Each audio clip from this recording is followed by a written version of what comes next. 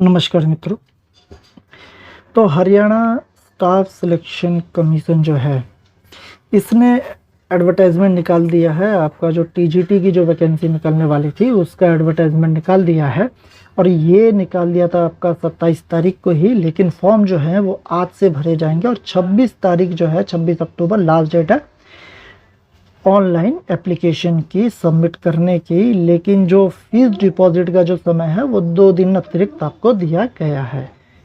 फिलहाल इसके अंदर कुछ ज़रूरी बातों के अलावा जो मैं डिस्कशन करूंगा वो है कि क्या टीजीटी एसएसटी की वैकेंसी इसमें निकली है, और निकली है तो उसकी जो एलिजिबिलिटी है वो क्या है, जो आपकी एलिजिबिलिटी है वो क्या है इसके अंदर योग्यता, क्योंकि वही सबसे ज़्यादा अभ्यर्थी इसी के होते हैं और सबसे ज़्यादा कन्फ्यूज़न इसी वैकेंसी को लेकर के रहता है। कन्फ्यूज़न किस तरीके का, तो वो होता है सब्जेक्ट कॉम्बिनेशन का। तो वो देख लेते हैं कि क्या सब्जेक्ट कॉम्बिनेशन आपका उस हिसाब से बैठता है या नहीं बैठता है, वो एक बार हम चेक कर लेते हैं। तो फिलहाल कुछ ज़रूरी बातें ये हैं कि आपकी जो टीजीटी की पोस्ट निकाली गई है इसको रखा गया ग्रुप सी सर्विस के अंदर, और इसकी जो एलिजिबिलिटी जो कॉमन एलिजिबिलिटी है, जो सभी जितने भी विषय हैं उनमें से आप किसी भी विषय के लिए अप्लाई करते हैं तो उसमें होनी ही चाहिए, वो है आपकी हिंदी या संस्कृत में से कोई एक विषय आपने 10वीं कक्षा या फिर 12वीं कक्षा में आपने ज़रूर पढ़ा हो। अगर आपने नहीं पढ़ा तो आप एलिजिबल नहीं है। उसके अलावा जैसे मैंने आपको पिछली वीडियो में बताया था कि आपका जो सीटेट है वो वैलिड नहीं होगा इस वैकेंसी के लिए, या फिर पीजीटी की निकलती है तो खैर पीजीटी में तो सीटेट होता ही नहीं है, तो वहाँ पर तो हरियाणा टेट ही चलेगा। लेकिन यहाँ भी आपका जो एचटेट है या फिर आपका स्कूल टीचर एलिजिबिलिटी जो टेस्ट है वो आपने पास किया है तो वही आधार है इस वैकेंसी को भरने का, सीटेट नहीं है।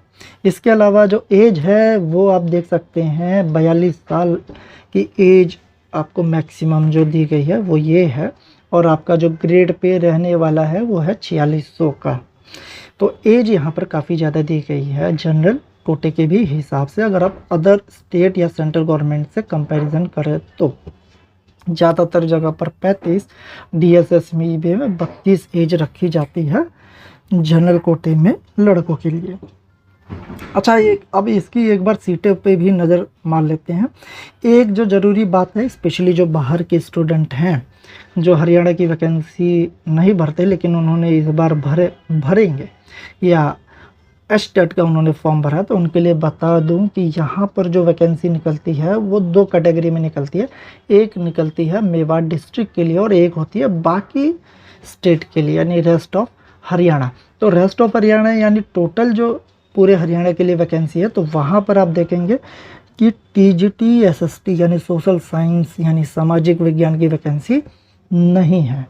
यहाँ पर किसकी वैकेंसी है, तो टीजीटी इंग्लिश की है। टोटल है आपकी 1751।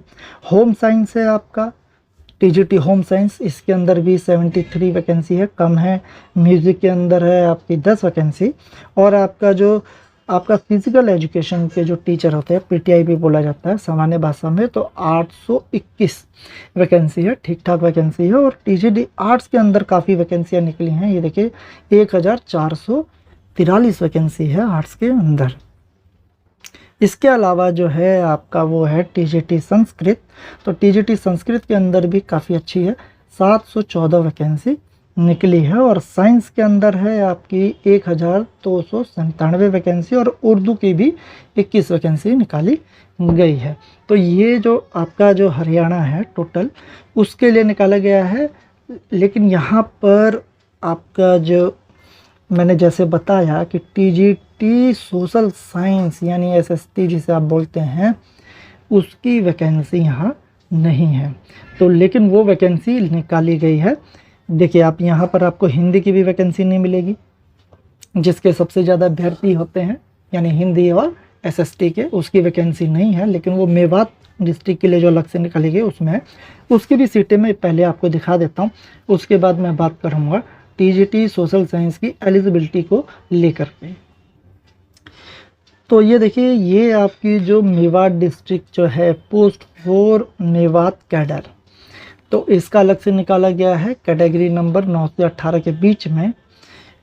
तो यहाँ आप देख सकते हैं कि उर्दू, देखिए कुछ सब्जेक्ट तो दोबारा से रिपीट हुए हैं यहाँ के लिए, जैसे संस्कृत, उर्दू, साइंस, ये सब चीज़ें जो हैं वो दोबारा से, आपकी फिजिकल एजुकेशन, म्यूज़िक, ये सभी, आर्ट्स भी, ये सभी पोस्ट यहाँ पर रिपीट हुई है। लेकिन जो पोस्ट वहाँ नहीं थी वो थी टीजीटी हिंदी और आपका टीजीटी सोशल स्टडी, वो भी यहाँ पर निकाली गई है वैकेंसी। तो इसकी वैकेंसियाँ कितने, टीजीटी हिंदी की है 106 है और टीजीटी सोशल साइंस की है 83, यानी एक तरीके से कंपैरिजन में कम निकाला गया है। जबकि वही वैकेंसियाँ जो हैं, वैकेंसीज जो हैं जो कि रेस्ट ऑफ हरियाणा के लिए थी, वो यहाँ पर है और यहाँ भी ठीक ठाक वैकेंसी है अगर पर्टिकुलर एक डिस्ट्रिक्ट की बात की जाए उस लिहाज से।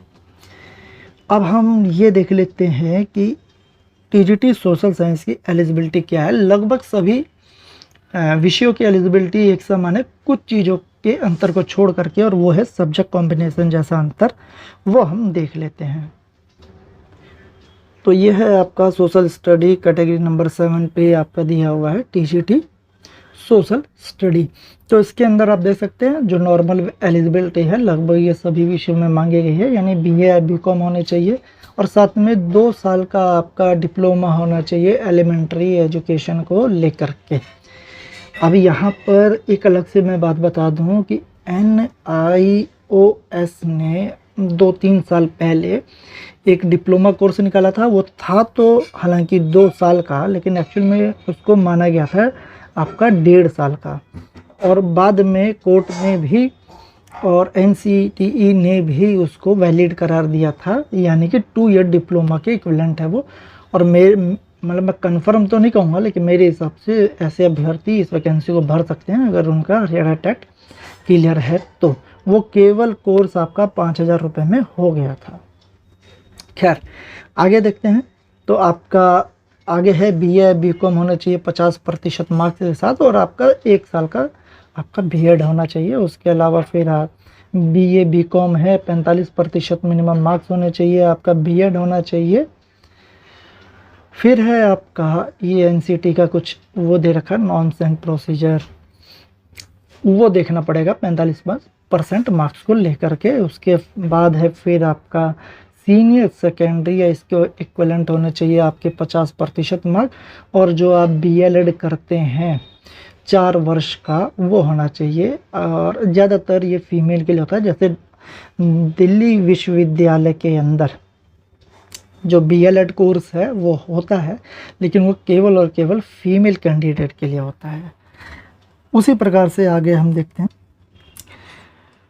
ठीक उसी प्रकार से आपका सीनियर सेकेंडरी है 50% मार्क्स के साथ और 4 वर्षीय आपका BA या बीकॉम इन एजुकेशन होना चाहिए। आगे एलिजिबिलिटी आपकी BA बीकॉम है 50% मार्क्स के साथ, और स्पेशल एजुकेशन वाले भी भर सकते हैं, ये खास बात है। हालांकि इसी बात को लेकर के एक विवाद हुआ था और पिछले महीने ही शायद, हाँ पिछले महीने कुछ दिन पहले ही एक ऑर्डर भी जारी किया गया और उसमें कहा गया कि स्पेशल एजुकेशन जिन्होंने किया है वो नॉर्मल बीएड के लिए जो वैकेंसी निकलती है उसके लिए एलिजिबल है। आप कहेंगे तो वो न्यूज़ भी शेयर कर दूंगा मैं। और आगे फिर जो सबसे इम्पोर्टेंट चीज़ है, बाकी सब तो चीज़ें ज़्यादातर कॉमन थी, जो सबसे इम्पोर्टेंट चीज़ है वो ये है कि आपका BA BCom in addition to English a combination at least 2 subject, यहाँ क्या बताया, एटलीस्ट 2 सब्जेक्ट का कॉम्बिनेशन होना चाहिए और उसमें 50% मार्क्स होने चाहिए एग्रीगेट।